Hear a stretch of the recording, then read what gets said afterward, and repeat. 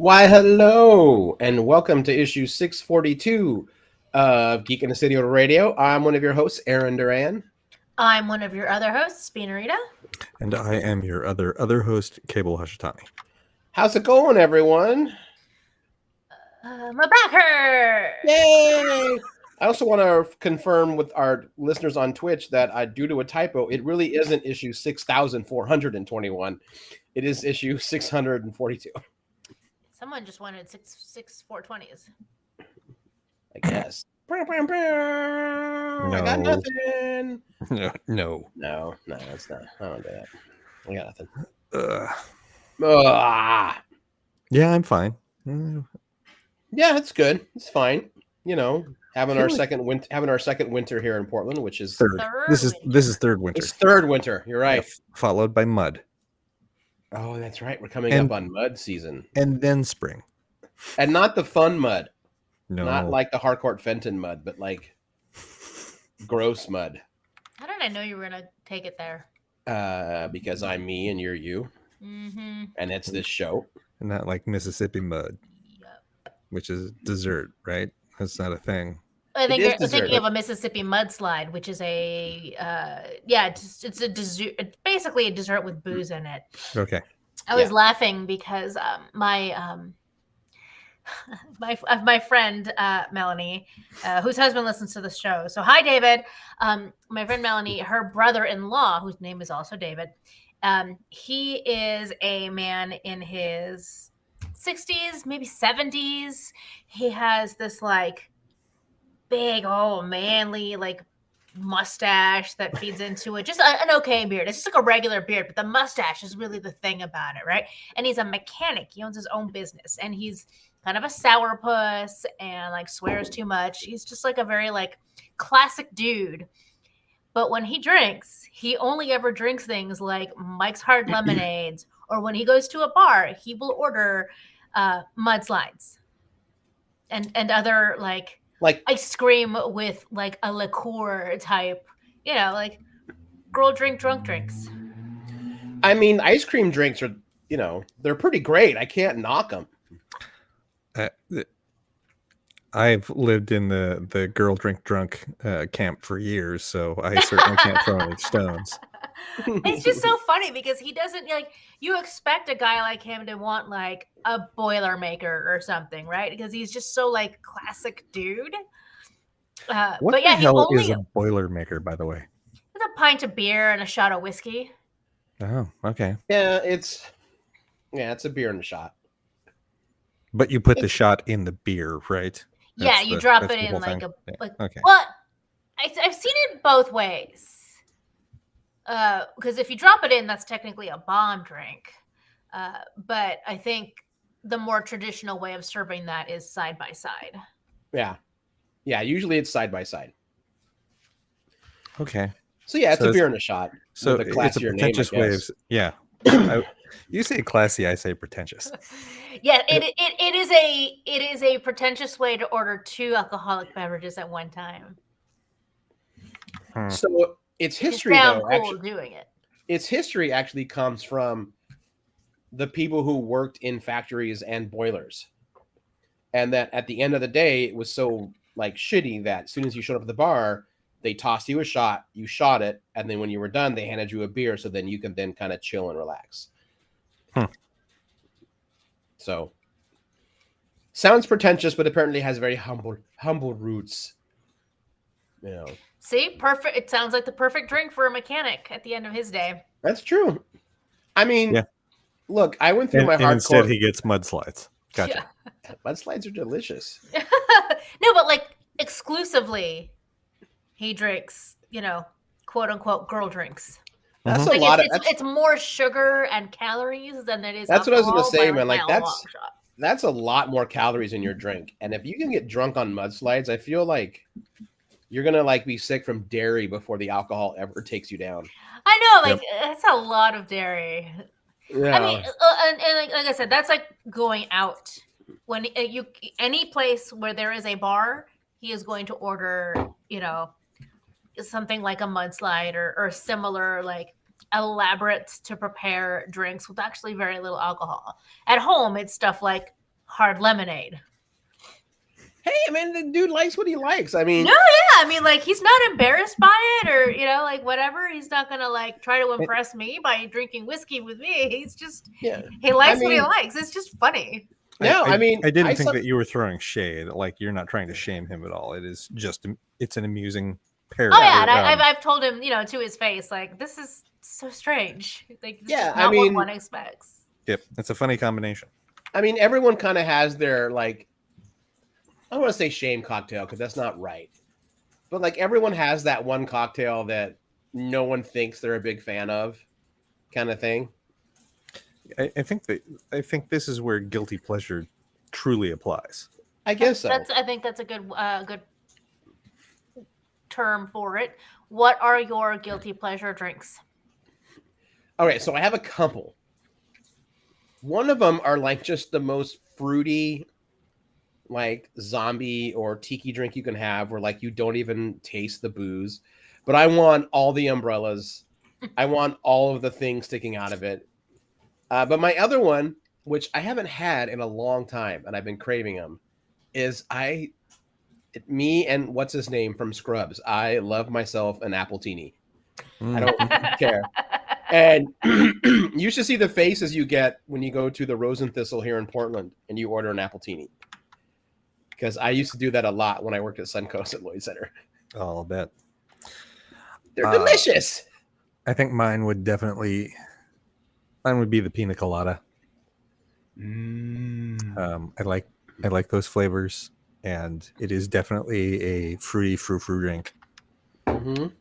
Like, which is like at the opposite end of my very pretentious drink, which is the absinthe and root beer. Whoa, wait a minute. What? An absinthe and root beer highball. I have never had absinthe and Whoa. root beer. I'm trying to. There was a bar on the Ankeny Tunnel here in Old Town Chinatown Mhm. that is now has been 5 different bars since Merrick and I went there years ago. It was somewhat aviation themed, and we went in there for drinks one night, and on the menu was an absinthe and root beer highball, and I went, "The fuck is this?" Oh. It was perfect. Like, at least I thought it was perfect. Like, it is very good. It's incredibly good. The anise in absinthe melds perfectly with the root beer. The flavors, that's what the I'm flavor thinking of. profiles lock over really good. But then, then I went like places and would order it off the, because it's like, hey, can I order off the menu? They're like, sure, I'd like this. And they'd look at me like, the fuck is, sure, okay, weirdo. But then I did that at the Gilt Club, which folks will remember used to be in Old Town Chinatown. Uh-huh. Just I still really miss that bar. I It was miss a that bar really a good lot. bar. Bean, you would have liked that bar. I think it closed before your time. Yeah, this is the first time I've ever even heard mention of it. So It is now it is currently Stone Soup. That's where the Gilt Club used to be. Mm-hmm. Like, it was on our block. It was a do First Thursday, do Gilt Club. oh man, that sounds... The staff technically work for Peter Parker way back in the day. Yeah, they did. Yeah, So, a couple of staff. they got drawn into some issues of Spider-Man. Yep. As did we. As did we, yeah. But I mentioned this to one of the bartenders, Colin, I think his name was. And he's like, I don't have absinthe and I don't have root beer. I'll be right back. And he brings me this other drink. And it's like, well, this is the same flavor profile, but this is far superior. It's like, Ooh. and it's what is the other licorice liquor that's not absinthe? Ouzo? Not Yeah. ouzo. Begins with an F. Fernet? No. Might have been. Yes, it was. Is it Fernet? No, Not Frangelico. no, not No, Frangelico. That's Like a coffee, I think. Yeah. Yeah, I think it was. I think it's Fernet. Sambuca is made with star anise. It wasn't Sambuca. I believe it was Fernet. It was Fernet and Right. a soda by Fentimans Oh, called Fentimans. Dandelion and Burdock Root, Oh, Mm, damn. sounds tasty. which is the most pretentious version of root beer ever. Uh, So he put these two together as a highball. It's like, yep, this is the only thing that's going to be better, and they were the only place that ever served it. Oh, wow.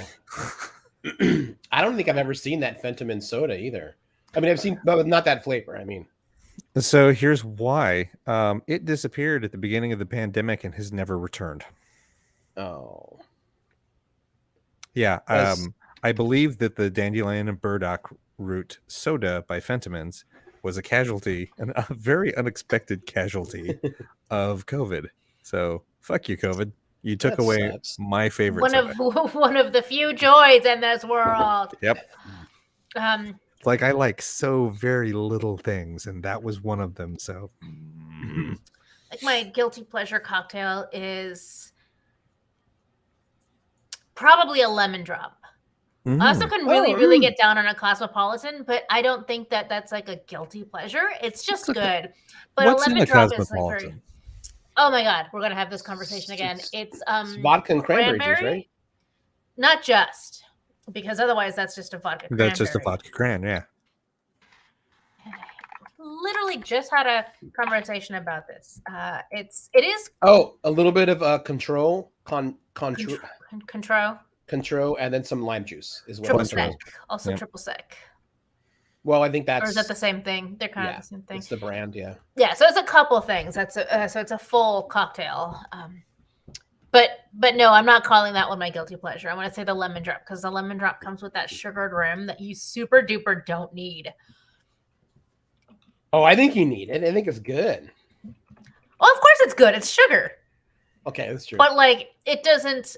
I mean, it does enhance the cocktail itself, I guess, but you don't need the sugar. It would still be a tasty cocktail.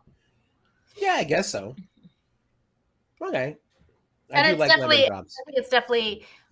Oh no! You know what? I'll take it back. Like the sugar is what makes it a quote unquote girl drink because it cuts the booze. Right. I will say there is a fine line between a really good lemon drop and a shitty like a bad lemon drop is incredibly disappointing. Like you can have a bad cocktail and be like, they kind of fucked it up, but it's still tasty booze. Like a bad lemon drop is just it's just like annoying. You're like, God damn it! Like you made it with like the cheapest vodka, like the fakest lemon flavoring, like. Ew. But a Gross. good lemon drop is amazing. So I see. Oh that yeah. more. I only order lemon drops at places where I'm like, okay, I see you have one of those like industrial citrus reamers. Yeah. Mhm. Like It has to be a bougie bar. like Sapphire on Hawthorne, assuming Sapphire is still there. I don't know. Yeah. On Hawthorne? Oof, I don't know. Way east Hawthorne, like basically off Hawthorne kind of thing. Could not tell you. I think there are only like two places that I've been to east of 39th in the past 2 years, and your place is one of them. I was gonna say one of them's my place. Yep. No, three places. The other place would be Beans, and Oh. then the area where my vet is at. Okay. Well, if you ever want a lemon drop, I can guarantee you come to my place. I'll make you a good one. There, You know, there we go. I'll be right there. I'm on my way. That was your on the way sound. Mhm. I don't know what my bougie cocktail. Oh no! Oh Oh. no! Bex says she once got a lemon drop and they rimmed the glass with salt instead of sugar.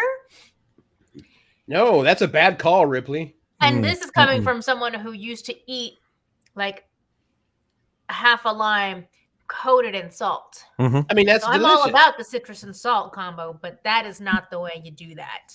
Yeah. No. That's okay, Aaron. You don't have to make me a drink because you already did.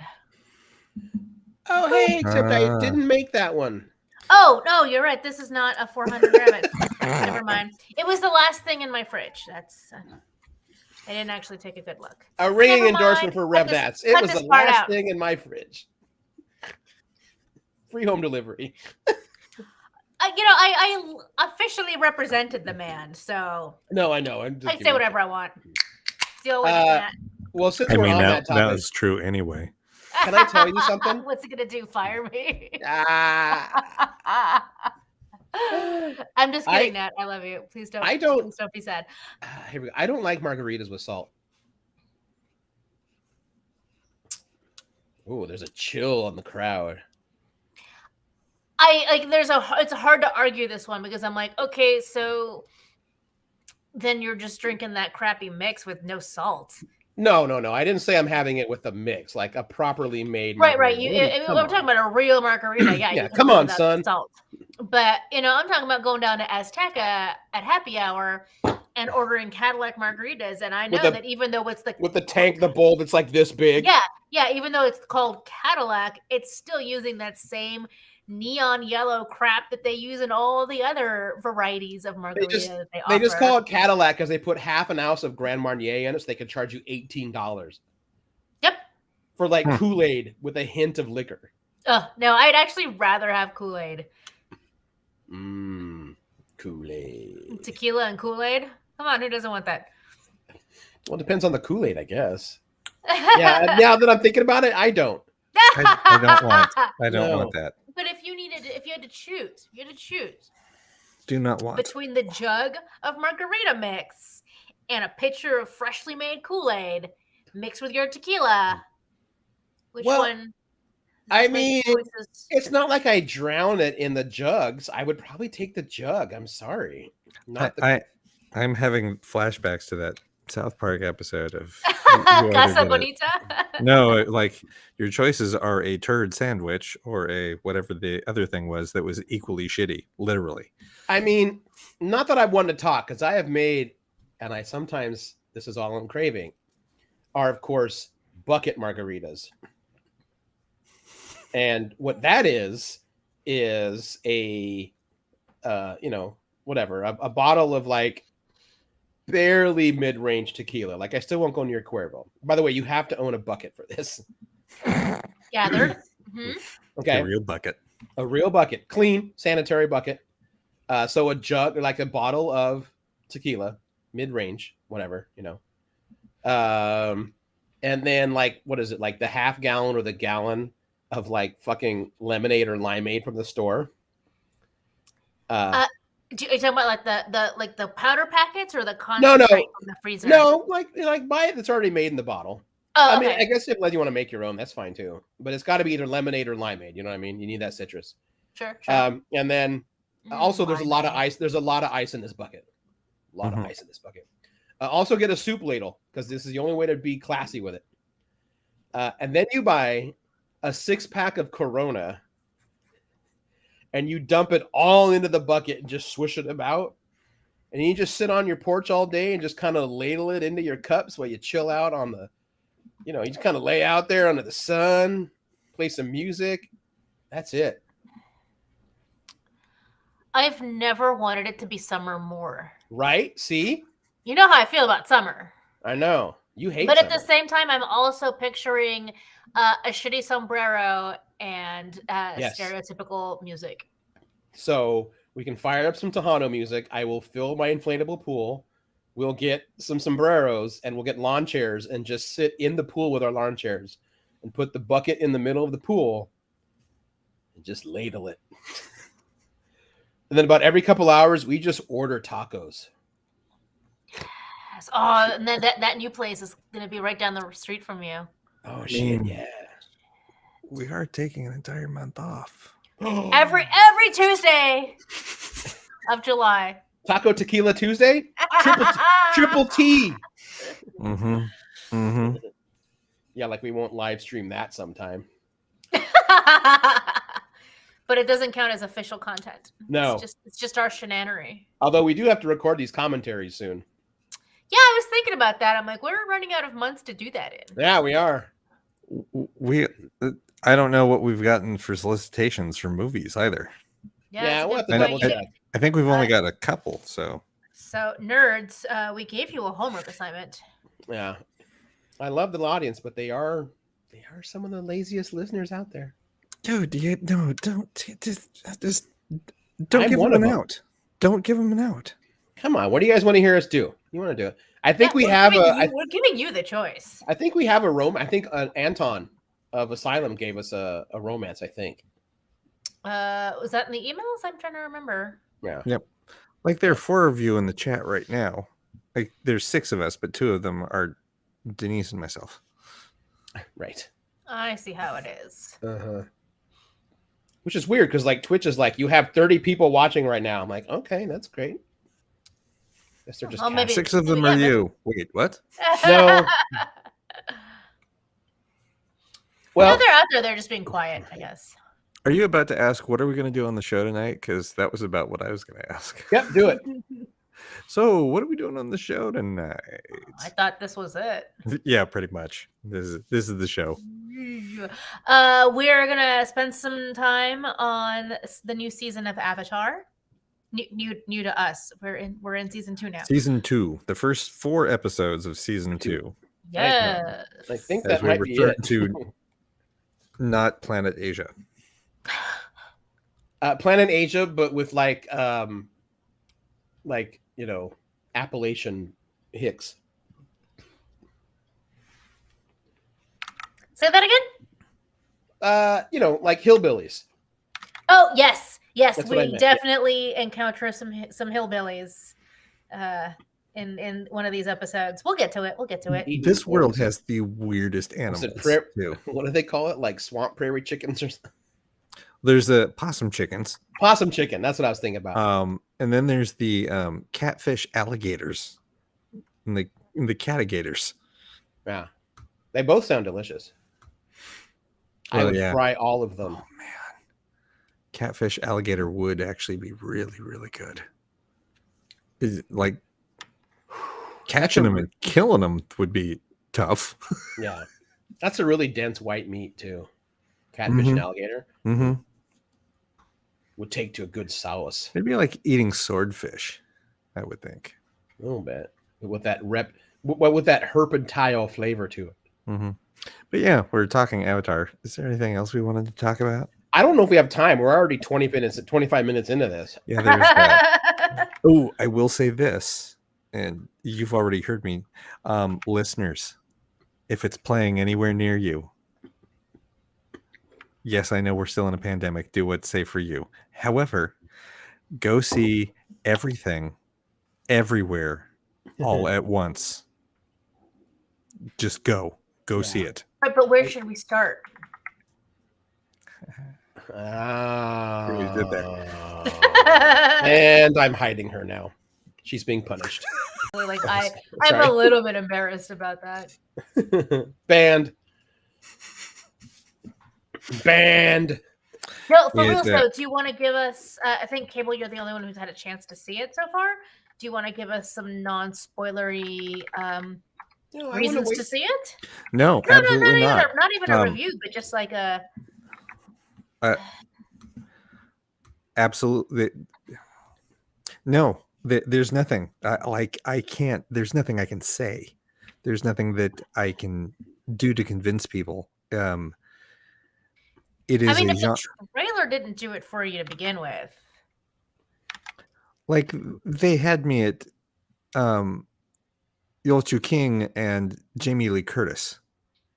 Yeah. It's like, oh, those are the stars. And again, reminder to our listeners: when I say Yul Chu King, I am talking about Michelle Yeoh. But yeah, having those two, the first trailer I saw months ago, had the two of them, and I'm like, okay, done. I don't even know what the hell this is about. I'm watching it. Followed by, Ke Huy Quan is in it, whom everyone else will remember as Short Round from Indiana Jones. It's like, well, I was already going off of the first two. Now I'm really going. So yeah, we saw it on Sunday. It was everything. Yeah, I am definitely gonna check it out. I'm super excited for this. So yeah, do yourself a favor, go see it. It's a thing. I'm gonna be thinking about it for a very, very long time. Yeah, I'm excited to check it out for sure. When we do get around to a spoiler full discussion about the movie, discussing it is still not going to do any justice. It just isn't. You just want someone to squee with you. Yeah. I watched an interview with Yo King about her most iconic roles, and the last thing that she talked about was Everything Everywhere. And when she started talking about it, she's very composed and talks at length about all of the movies and what they meant to her and what they mean to the larger society. And when she started talking about this, like less than 30 seconds into it, she's doing this. Yep. Blah, blah, blah, blah. And he just keeps talking, but doing this under her glasses. It's like, what's going on? What's going on there? And like 2 minutes later, she just full blown has to stop and compose herself because she's just crying, talking about how much this means, how much the movie meant to her. Wow. From the very first time I saw that trailer, I was like, oh, this is going to be amazing. I think that my favorite comments or like internet thing regarding the movie is someone was trying to say like, look, I didn't know how we would feel about Everything Everywhere all at once because the people who made it also made Swiss Army Man. And so like, but I really, really loved it despite the fact that I couldn't connect with Swiss Army Man. And the creators, I forget their names, The Daniels. Yeah. Like tweeted back and were like, if you can't appreciate us at our farting corpse, then you don't deserve us at our like masterpiece, like the recreation of the art. they're transcending film. And I for one thought Swiss Army Man was brilliant, and you know how I feel about farts. So. Yes. Well, I think even Kehu Quad mentioned that on the They Call Us Bruce podcast when he was like, I have no idea really what Swiss Army Man was about, but if you can hold me 90 minutes with a farting corpse, then I know I want to work with you. Mm-hmm. Yeah, I need to listen to that episode of They Call Us Bruce. I knew that it's like, nope, I'm going to listen to that after I've seen Everything Everywhere. Spoilers, it's basically 50 minutes of the hosts gushing over how much they loved him as Short Round and Data. And having no idea what happened to his career, but happy he was back and being blown away when they find out he just moved behind the camera. But for 20 minutes, all they tell him is like, yeah, you're our greatest hero ever. Like, oh my God, you don't know what it's like to meet you right now. And he's like, oh thank you, but okay, that's weird. Too much. It's because he's done other interviews where he's talked about the fact that it's like, I had convinced myself that I didn't like acting. Mm-hmm. And coming back to it, it's like, oh, I really do love acting. I just hated the bullshit Hollywood put me through. Yeah. That's why I left. I will also go on record yet again. I have said this before. Short Round is the only kid sidekick in cinema history that isn't annoying and actually serves a purpose and makes the main character and himself better for it. He just is. There, fact. And I'm counting Robin in that, by the way.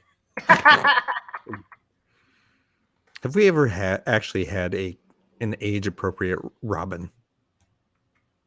I mean, what is live action? No, because have we ever had a 13-year-old Robin? No, because it's animated series. In live action, not in live action. No, because that would look fucking messed up. It would. It is. Mm-hmm. Oh, the Censorship of Comics Act. That's why he got a Robin. Mm-hmm. So yeah, Avatar. Yeah.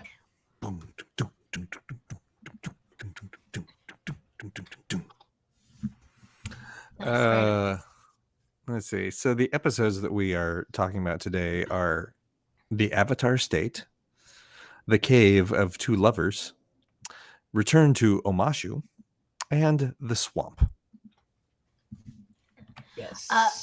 So I wanted to start off by pointing out that I'm sure this is obvious to everybody else, but I hadn't really thought about it. All of the season 1 stuff was called Book 1 Water. Mhm. And I was like, when is that ever going to change? At the obvious point. New season, new book, and the new book is called Earth. Right. Yes. So, yeah, I mean, I know you're probably supposed to, but like General Fong infuriated me in this. Like, it's pretty obvious 5 minutes in that Aang only enters the Avatar state when Under duress. under extreme duress, not him with himself, but his friends. Mm-hmm. And like, for being a military genius, like General Fong should have fucking recognized that. Yep. So I'll do the IMDb synopsis. Aang and friends arrive in the Earth Kingdom to begin his earthbending training, but a local general convinces Aang that all he needs to do is learn to control his avatar state. Azula, Zuko's sister, arrives to escort her brother and uncle back to the Fire Nation. I think this season or these episodes are also where suddenly the B plot of Zuko draws my attention more than whatever's going on with Aang. Right, because we know what Aang's end goal is, and by merit of the fact that all of season 1 was spent trying to get to waterbenders and learn waterbending, and now book 2 is called Earth. Like, okay, seems like this whole season is going to be about learning to become an earthbender, and there's going to be a lot of foibles and missteps along the way. Cool, got it. And also that whole journey of like, you must go find a waterbending master. Well, your waterbending master is the person you've been traveling with the entire time. Right, yeah. Also that. It's like, oh, well, she learned quickly, so you get to teach the kid now. Right. I'm also still back at why does waterbending include ice? Anyway. Because it's water. Sure. The same reason why in D&D a druid can kill you by destroying all the water in your body. Mm-hmm. Okay. Yeah, I mean, whatever. It's water, just in a different form. What I found interesting was that so earthbenders can move earth, and we've seen them like move rock and such. But plants, we meet someone who can move plants in this arc. But it's not because they're an earth thing. It's the water in the plants. But we'll get to that. That's that other episode. Yeah. But all this to say, like, okay, cool, we get it. What's going on with Aang and friends? But like, what's gonna happen with Zuko? Like, there's a lot less certainty with what direction he's going in, and that's why it's the more compelling story now. Yeah, because we learn in this episode, like the Avatar state is, we get it, that's his boss level thing, but we don't want to break that out all the time. Right. Yeah, with Zuko, we finally meet Azula, who's his sister. Also, is it me or did they like really not want to say her name? It took me like an episode and a half to finally get it. Azula? Yeah, and I'm like, when did I miss it? And like I can't, and no one will use it now. Like no one has said her name. If they've ever said it, I missed it probably that one time. I think they avoid trying to say her name because they don't want to draw her attention because she's fucking evil. Yeah. Yeah, she bad. Yeah, Admiral Zhao in season 1, who definitely got everything that was coming to him, was awful. Like he was a terrible human being, clearly. But Azula is cruel, and you can sense it. She enjoys it. The Admiral was doing his duty to the extreme, but it was never personal for him. He was goal oriented. Yeah, sure. But and so yeah, he didn't really care about like his methods in order to get the goal too much. But she actually, like, you can tell she and just enjoys being malicious. And she loves that her brother has been cast out and failed. Mm-hmm. Makes her so happy that she can lord this over him. Mm-hmm. Mm-hmm. And has zero compunction about it. Like, hey, if you have to kill my brother, that's all right.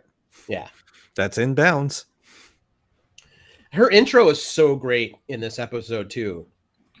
You know, when she orders the captain to, you know, basically dock the ships, and he's like, the tides, they won't let us. And she's like, what do you mean they won't let us? If I throw you overboard, will the tides kill you? He's like, yes. She's like, well, the tides have made their choice, so you need to make yours. Basically, Yep. yeah, they're like, look,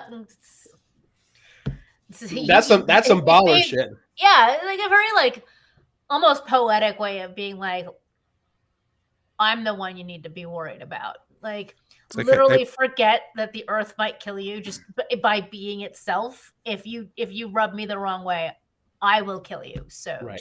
just always be aware of that. Right. Yep. We also get to see an advanced form of firebending, which apparently is electricity bending.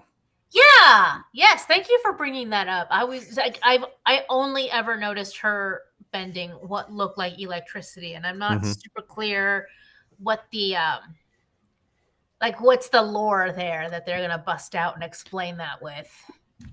Waterbenders can bend snow and ice. Firebenders can bend electricity. But for some reason, earthbenders can't bend metal because it's not earth, even That- though it's found in the earth. That is bunk. Yeah. Metal should be part of earthbending. Yeah. For sure. Especially like that makes more sense than fire to electricity connection. I don't know, because thunder and lightning know, is sky fire. What?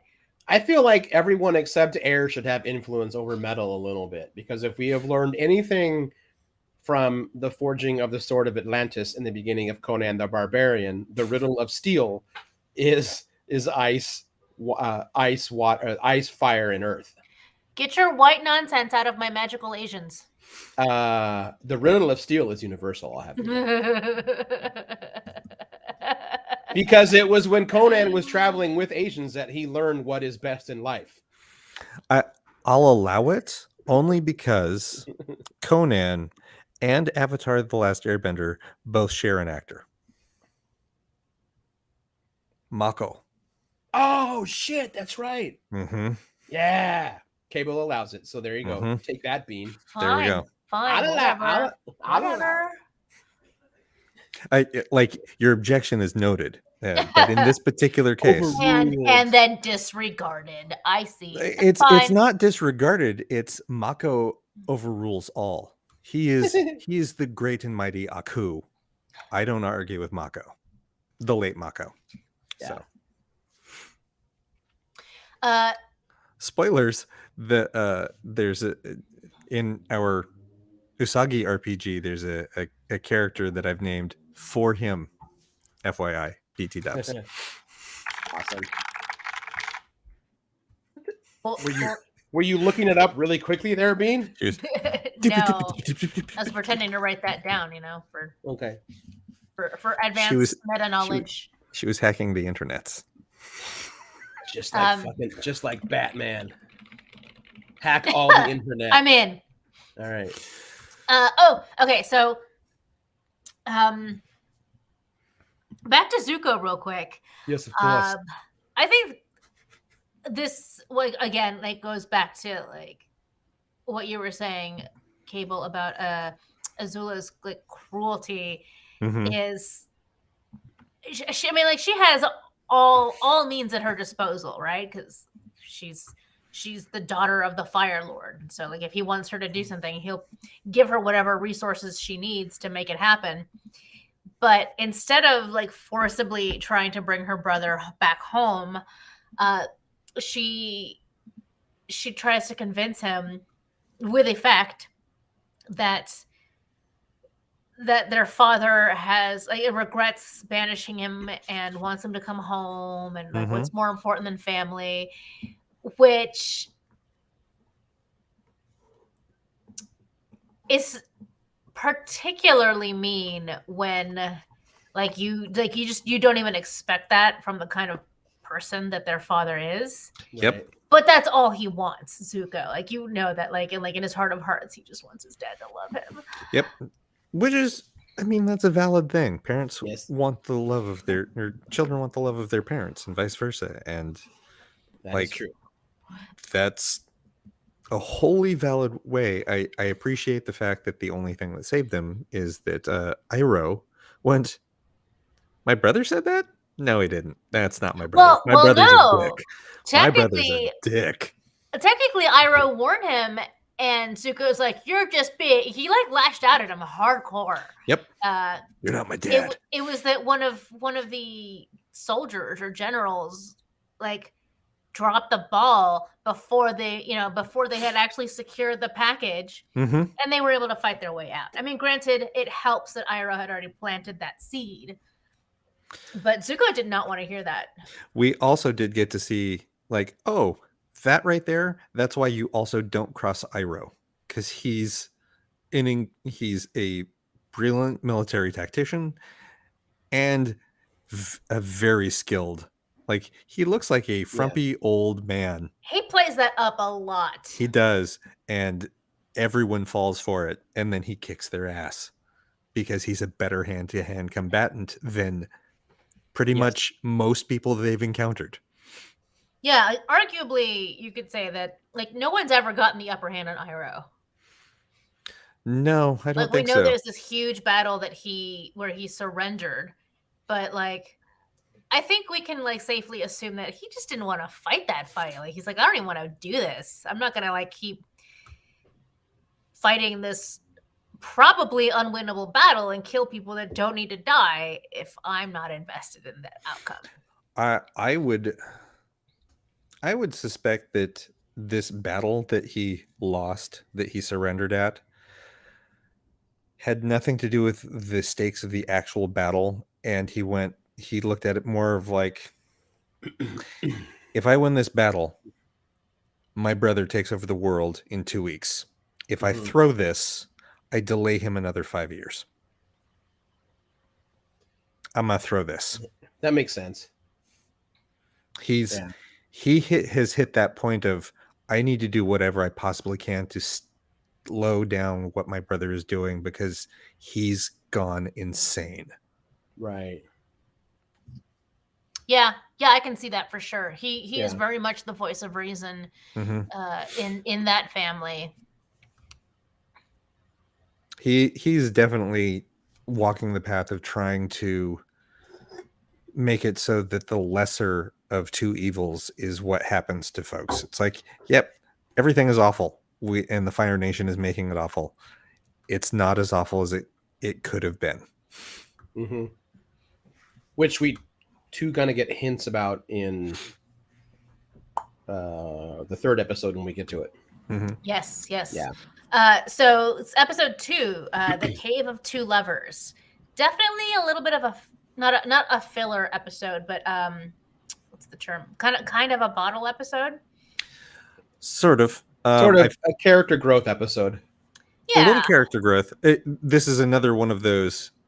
If you just listen to Sokka, everything would have been fine. Which is so weird. I'm still not ready for him to be like the one you should listen to. Anytime he's presented with anything that is supernatural, he's like, nope, this is bullshit. With the exception of like, it's like, I can do these things. It's like, yeah, but you're the Avatar and that's Avatar bullshit. So it doesn't count.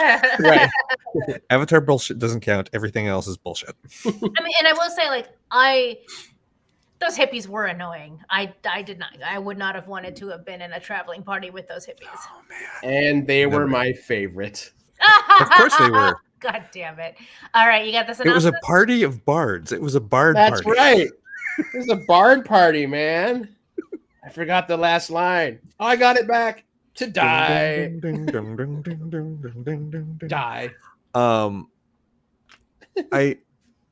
what I appreciated about this episode is not the character growth and things that went on in it. Those were fine, but it was the fact that much like the when they had to travel through the canyon with the two warring clans, it was an opportunity for them to teach us more about the history of this world.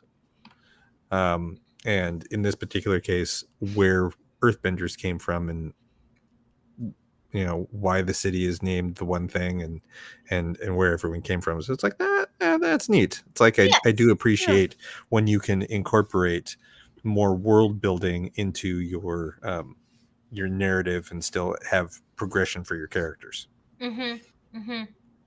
But overall, it was a goofy episode, but it was fun. It was really fun. Yeah. Do we think that Aang and Katara, when the lights went out before the glowing rocks came on, you think they kissed? Oh, of course they did. You think so? Yeah, I do. I'm not sure. I'm not sure either, because as one who in his youth often blew his shot by saying something completely stupid when the offer to kiss someone was there, you don't get that shot back like within the next 20 minutes. If you get it back, you gotta kind of take a while. I mean, yeah, he kind of messed up right before that moment, but it was still a total moment. Yeah, I guess. I cannot decide if I think they did or didn't. Yeah, I don't know. Because then everything what happened immediately after was just very, okay, we're going this way now. Like this is what's happening. And yep, that's it. That's all I got. Yeah, I don't know. I mean, I haven't screwed up so bad where my choices were kissing the person or dying. But I have missed signals horribly before, so yeah. Brad says they did. So there's that. I mean, I want them to have, because I'm a softie, but it's still kind of weird for me because I do very much see Katara as a young woman, but Aang as a little boy. So yeah, I know they're essentially peers, but just in terms of personality / maturity levels, he just because they're like a year apart. They're a year, maybe two apart in age, but it goes to show you, it's like, yeah, this is what they mean when they say girls mature faster than boys. Another thing I enjoyed about this episode was the introduction of some more new weirdo animals, to include wolf bats and badger moles. Badger moles are mean. Yeah. Badger, wolf bat.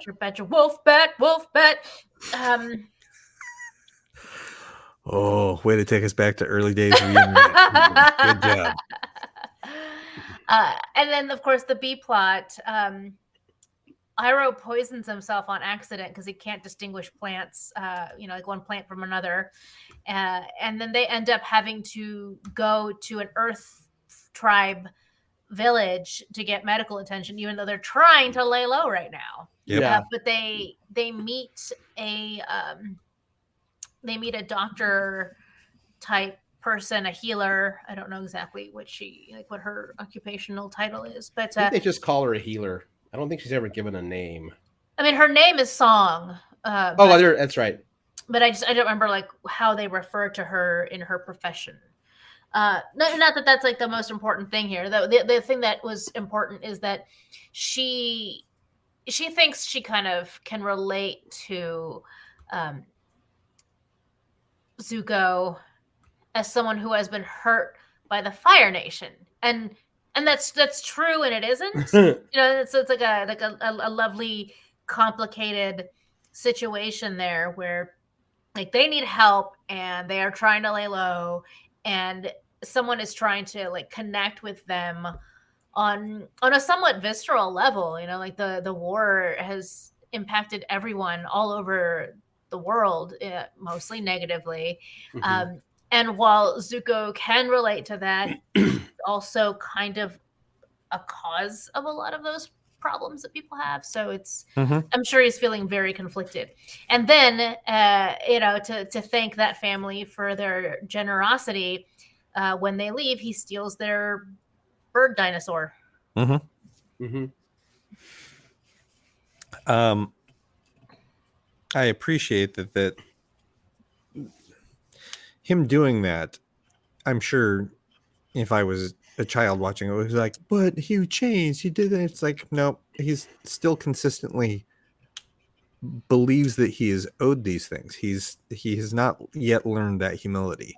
Mm-hmm. He's going to, Right. but at this point, he's still he sees himself as temporarily disgraced, not on a completely different path. Mm-hmm. And so that is just the first taste he gets of essentially, well, I don't have everything I deserve anymore, so I'm going to take the things that I feel I deserve, which pushes us into the next episode. Yeah. Which is Return to Omashu, which we folks will remember from the first season is the capital city of the Earthbenders, where Aang's old buddy Bumi, now King Bumi, resides. Ooh, sorry. And so Return to Omashu is finding the city of Aang's old friend King Bumi, captured by the Fire Nation. The heroes hatch a plan to rescue Aang's earthbending teacher. Azula gathers two old friends to help her hunt the Avatar. So Azula starts putting her own little band of ragtag killer children together. I did literally write down Azula is getting the gang back together for one last heist. Mm-hmm. Yeah. And she's also still kind of a dick about it too. Yes. We get another really great example of Azula's cruelty here, because she seeks out a friend of hers who is now like in a traveling circus type thing. Mm-hmm. Asks her to join her to help her track down track down her brother, right? Yeah. What she's asking help with. Mm-hmm. And her friend's like, I'd love to, but I'm really happy where I am right now, and like things are going really well, so I don't want to lose that. Literally sabotages her friend to make her change her mind. Mm-hmm. And in a way that's like super manipulative too, because this young lady is into it's super mean. Yeah.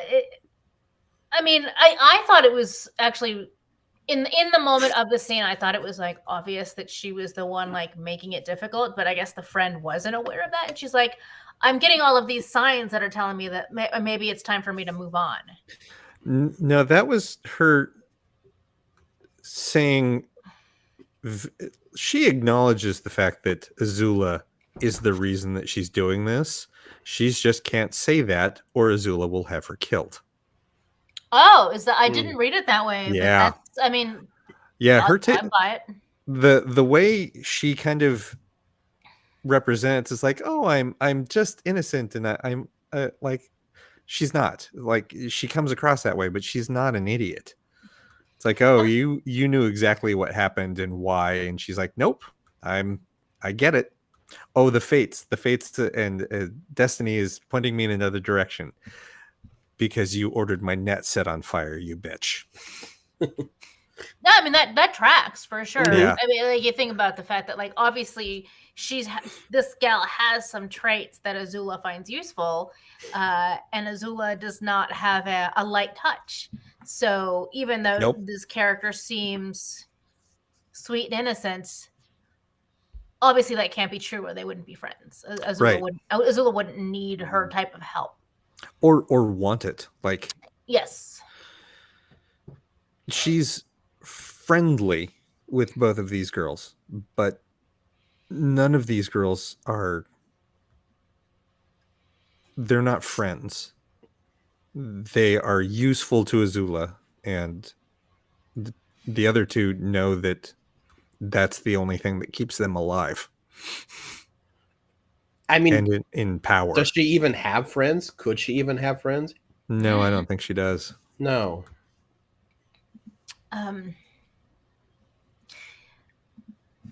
I was gonna say, like, once again, this is another episode where the B plot is more interesting than the A plot, but I don't necessarily know that that's true because Aang and his friends sneak into the city of Amashu, end up with resistance fighters, Mhm. who are trying to fight back against the Fire Nation folks who've taken over.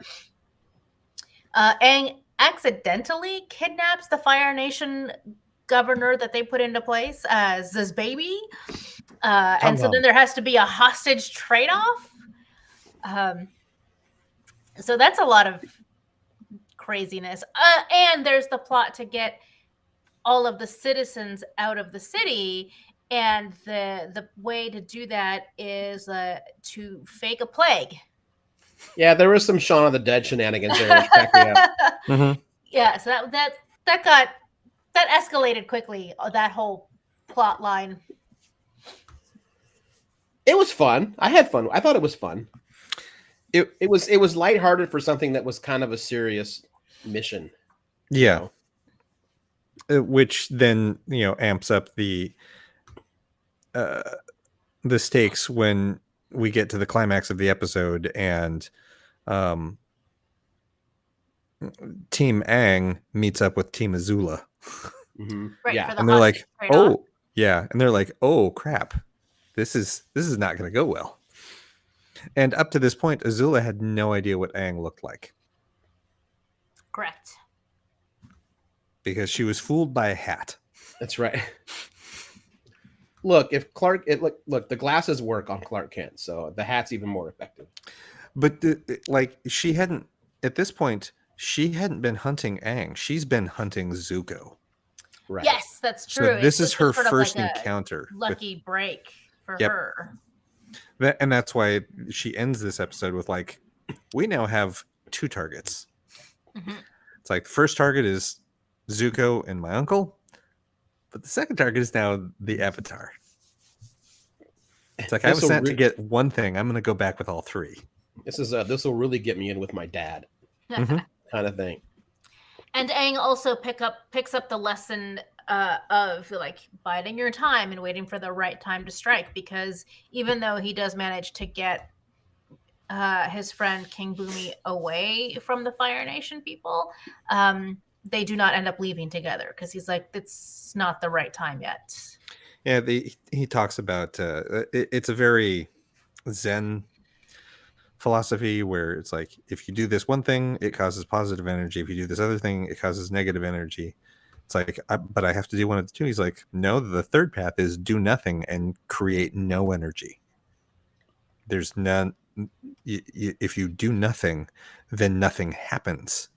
Right. There's not a negative or positive effect. There's a null effect, and then you can wait. Which Mhm. I really kind of liked that. Yeah, that I think that's like when we're first introduced to Bumi in the first season. He's just goofy and weird. Yeah. But I do like this. He's like, he is definitely a philosopher king. Mhm. I mean, he's over 100 years old. He better Mhm. have accumulated some wisdom in all that time. Yeah, This but is I true. like that. I like that approach, though. Mm-hmm. It's a good approach. Yeah. That's true. And then- It's not always. It is important to fight for yourself and your people, but if you know you can't win, maybe just maybe hold off a little bit. It was like that Shades of Obi-Wan, where it's all like they're all alternative ways to fighting, Mhm. kind of thing. Yeah. And then that brings us to the last, or not the last episode, but the 4th episode, the swamp. This episode. Aang hears a swamp calling to him. In the swamp, Aang and the gang. Oh, that's awful. No, I'm sorry I said that aloud. Too late. Find out that this is not any natural swamp. I didn't like this episode. I mean, like, which part did you not like? There's not a whole lot to it. There's not the heavy-handed mysticism, the swamp hillbillies, the dirt NATO that sweeps them up. Yeah, all that. It felt like this is the first time that Avatar kind of screwed up on cultural and ethnic issues. Yeah, that's it was the big swing and a miss for this one. Yeah, even the Zuko plot felt bad. Yeah. I would argue that what we saw in this episode is the natural progression for Zuko. Again, he, like, deep down, he's a good guy, but he has a lot of reasons to want to be a bad guy. And now, like, we just spent that one episode seeing how he is now officially disgraced. He no longer has access to the things that he's always felt he deserved. Mm-hmm. And he's embraced it to a bit because he cut off his hair. Yeah, but this is also the episode where his uncle is trying to show him a different path of, like, I know this is like, I know begging for coin is not what we do, but I'm begging for coin. And right, the episode ends with Zuko basically going out after the guy that embarrassed his uncle. It's like, yes, that is, like, that dude's behavior was abhorrent. Yes, we get that. But the lesson that we then teach through Zuko is, so you should go beat him up. Right. Yeah, Zuko didn't learn anything. Yeah. Right. But no, and I mean, like, that happens all the time. Like, a realistic character progression is often one step forward, two steps back. Right. Think about what's his face on Prodigy.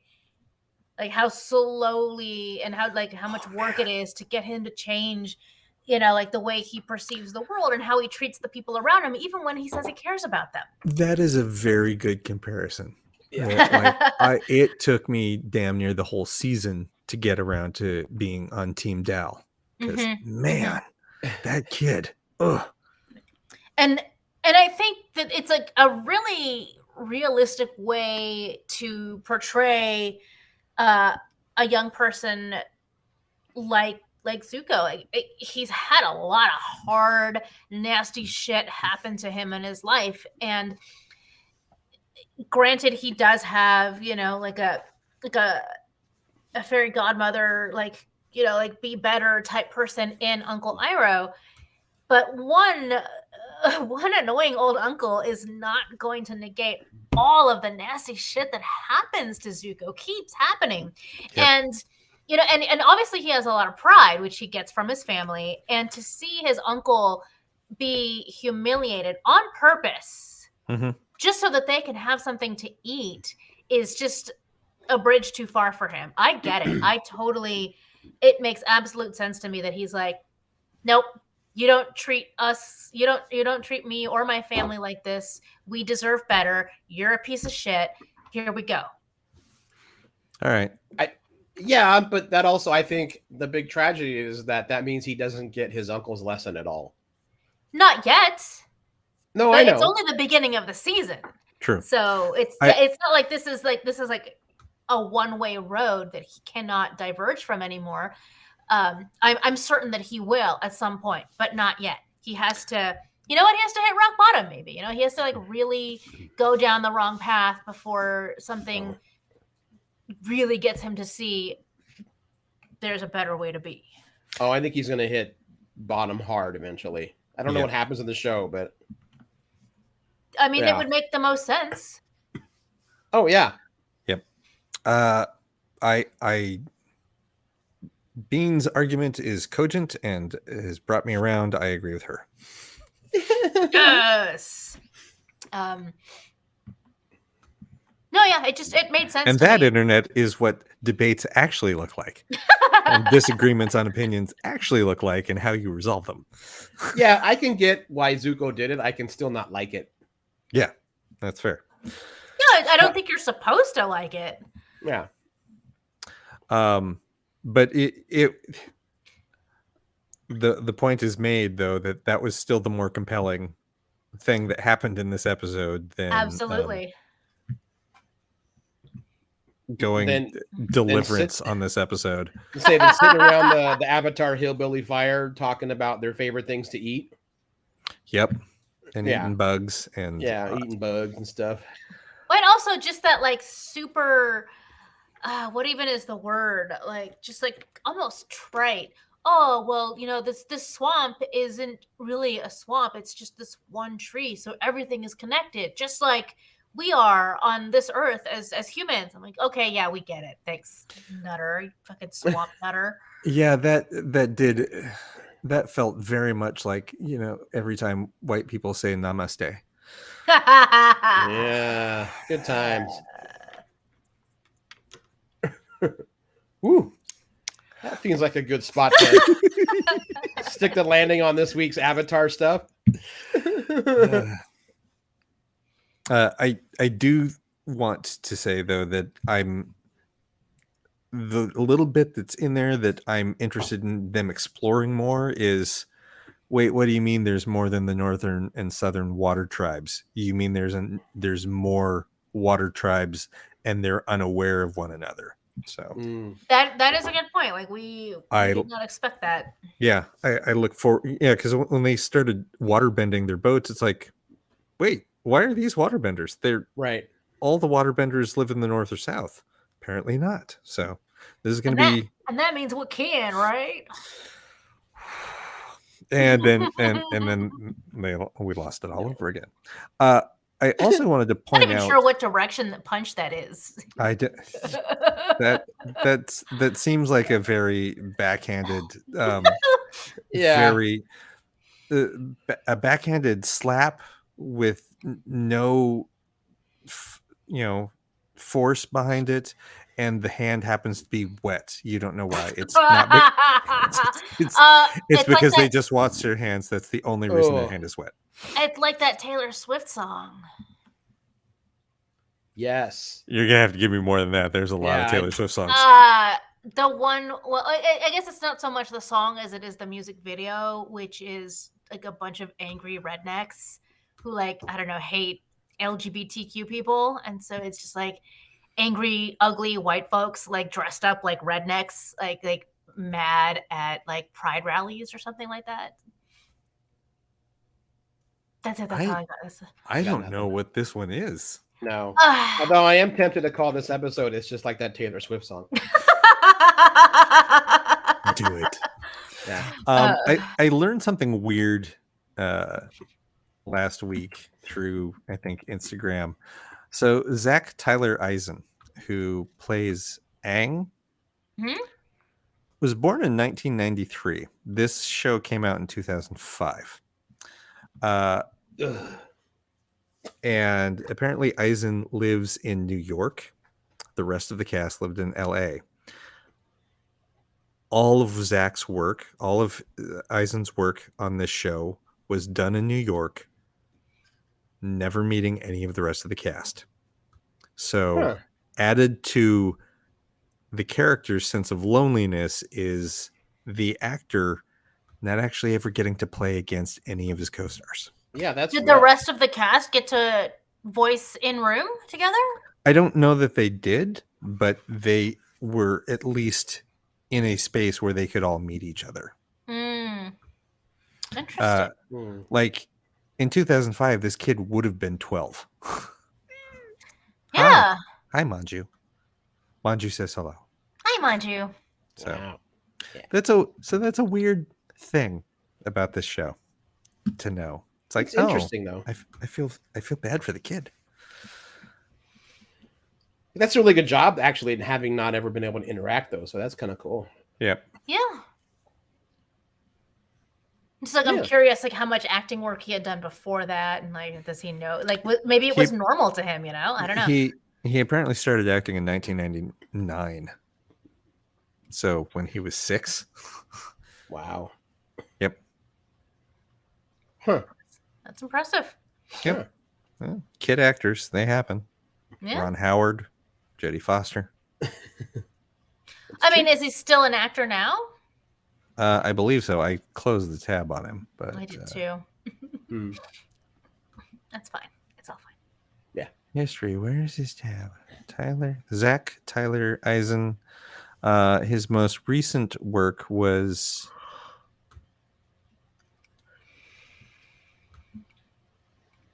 music videos with Lady Gaga and Lana Del Rey. I don't think he is currently acting anymore. I think Avatar was the last thing that he did. Wow. Yeah. May not have been his thing, you know. Early retirement. Who Anyway, knows? Yep. Don't Yeah. know. Yeah. Well, cool. And then next week we've got 2 episodes. I think we're gonna do Avatar Day and Bandit. Yeah, we'll do 2 more episodes.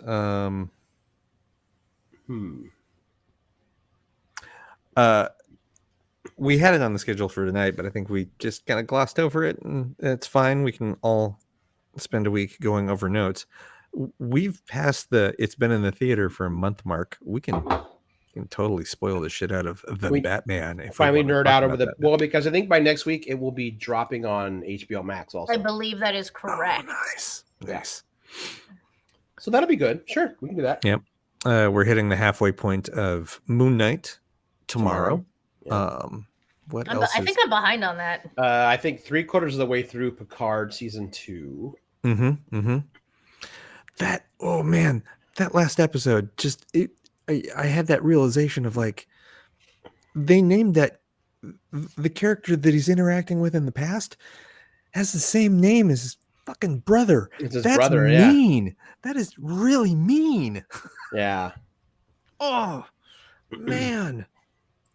Anyway, yeah, and there's all kinds of stuff coming down the pike. Like, Yeah, we got Strange New Worlds, Obi-Wan, Multiverse of Madness. Yeah. There's a couple movies coming out later this month, actually on the same day, that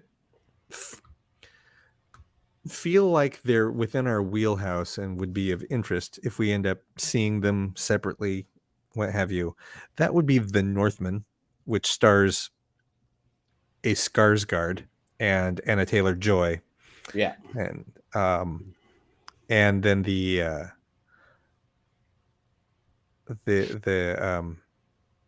I forget the full title, but it's the Nick Cage Massive Nick Talent Cage one? movie. Yeah, Oh man, The Unbearable Weight of a Massive Talent. that's it. I am Mhm. so down for that one too.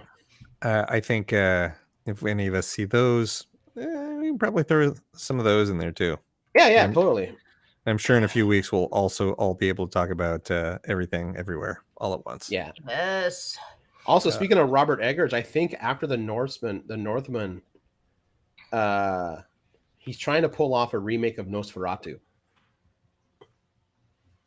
I Okay. just love all the shit this dude does. What else has he done? The Witch, The Lighthouse. Oh, okay. Never mind. Yeah. Yeah, that's it. That's all I need to know. I Yeah. still have to watch The Lighthouse. Maybe I'll do that. That's a good one. That's the one that turned me around on Robert Pattinson. Yeah. Mm, It's a hell of a movie. I've heard. I feel like I saw a trailer for The Northman and I was like, "Ooh, hell yeah!" But now I can't remember anything about it. I will avenge you, father. I will Yeah. save you, mother. I will kill you, I will bad kill guy. you, Uncle.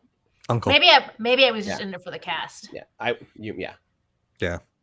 It's a Lots of sweaty, tall, Yeah. like Nordic white men. So Scars. It's got Go Ethan. on. It's got Ethan Hawke. It's got Nicole Kidman.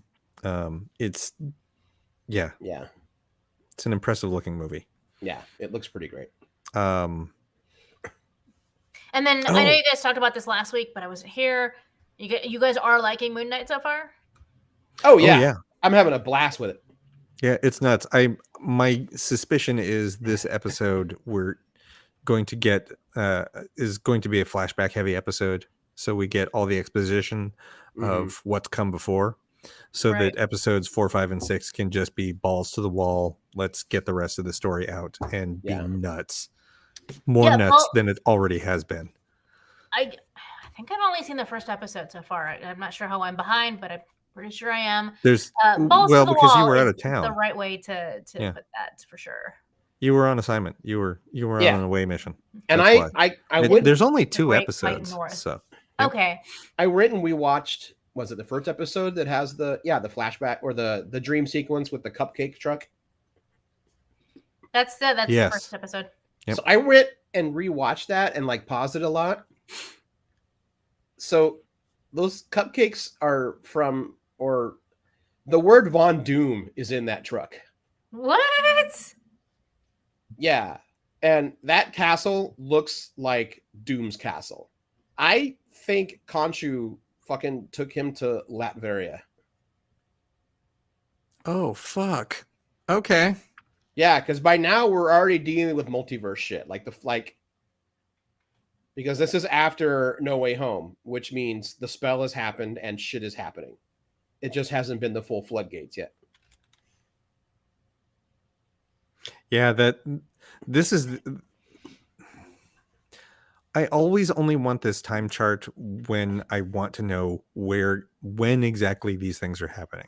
It's like Yeah.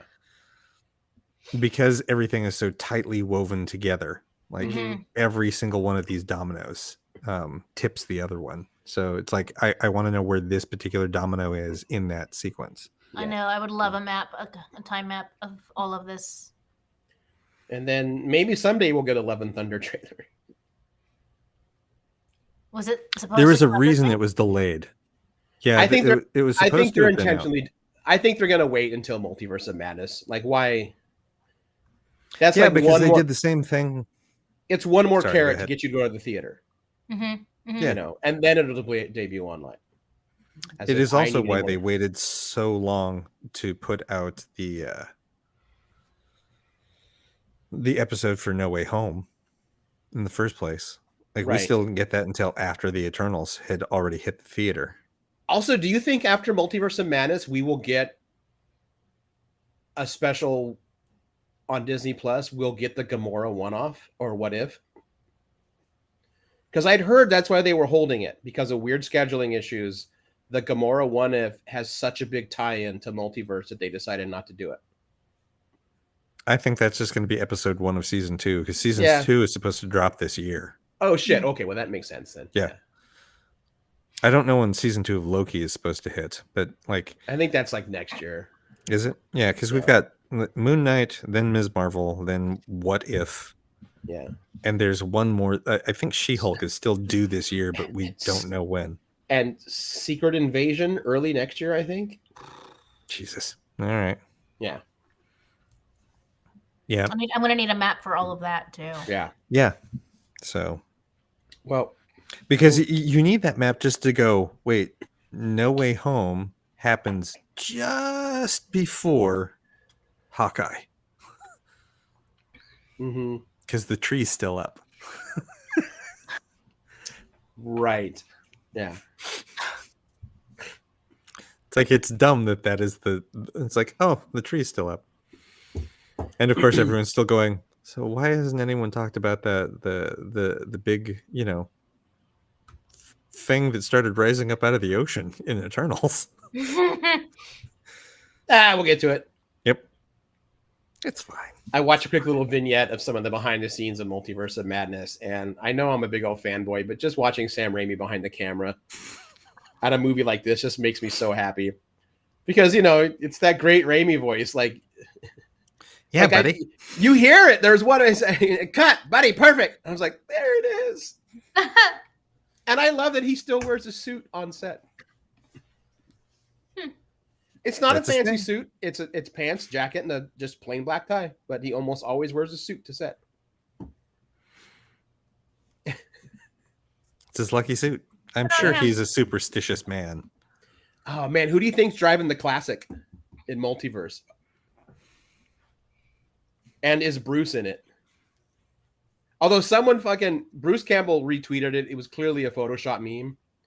But someone basically did a Photoshop of Bruce Campbell in the makeup chair getting Doctor Strange makeup and being like, the multiverse is pretty strange. And I was like, okay, you're not playing an alternate Doctor Strange, but you're gonna be in this movie somewhere.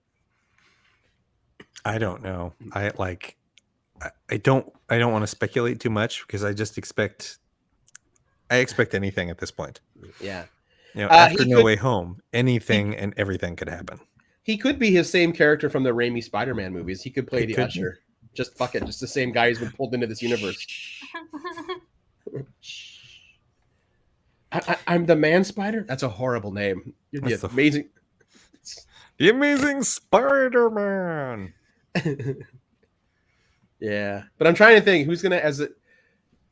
I mean, the classic could just drive by or something, but I try to imagine if like someone's driving it. I don't know.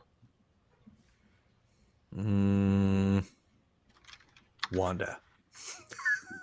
Or Juan. Be awesome. Yeah. I have to I stay can see. inconspicuous. I'm the Sorcerer Supreme. It seems frivolous to use sling rings to go uptown. Yeah. How do you find parking? Magic. I love the idea of him driving that, and when he can't find parking, he just goes and makes it disappear and brings it back to go driving. Mm-hmm. Be awesome. Yes, I know. Let's wrap up the show. How dare you? No, but for reals, it's a show, right? Yeah. Yes, this is a show. This is, Well, with that, I'm Aaron Duran, I'm Vina Rita. and I am Cable Hashitani. and we will talk to everybody next week. Bye.